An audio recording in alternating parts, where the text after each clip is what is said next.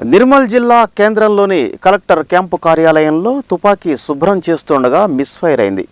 నిర్మల్లోని head క్వార్టర్లో 1995 బ్యాచ్కి చెందిన AR head కానిస్టేబుల్గా విధి నిర్వహిస్తున్నటువంటి శంకర్ గౌడ్ తన విధుల్లో భాగంగా ఉదయం తుపాకీని శుభ్రం చేస్తున్న సమయంలో ఒక్కసారిగా తుపాకీ పేలింది.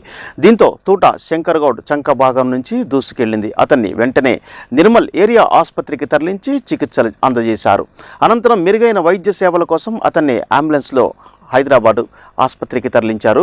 విషయం తెలుసుకున్న ఎస్పీ శశిధర్ రాజు ఆసుపత్రికి చేరుకుని ఆరోగ్య పరిస్థితిపై ఆరా తీశారు.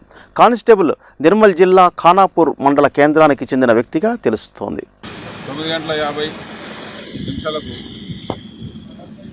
గార్డులో డ్యూటీలో ఉన్న head constable Shankar Goud number 161 AR head constable SLR weapon clean చేస్తుండగా మిస్ఫైర్ అయ్యి అతని చెస్ట్ భాగంలో ఉండే పక్క నుంచి ఆ గుండు బయటికి వెళ్ళిపోవడం జరిగింది. లోపల నుంచి వెనక్కి ఆర్మ్లో నుంచి వెనక్కి వెళ్ళిపోవడం జరిగింది.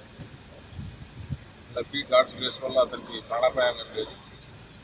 అతన్ని వెంటనే హాస్పిటల్కు తరలించగా సూపరింటెండెంట్ మెడికల్ సూపరింటెండెంట్ గారు దేవేంద్ర రెడ్డి గారు, డాక్టర్ వేణుగోపాల్ గారు వెంటనే ప్రథమ చికిత్స చేసి రిమ్స్ హైదరాబాద్ హాస్పిటల్కి మళ్ళీ ఫర్దర్ ట్రీట్మెంట్ కోసం అతను పంపించడం జరిగింది.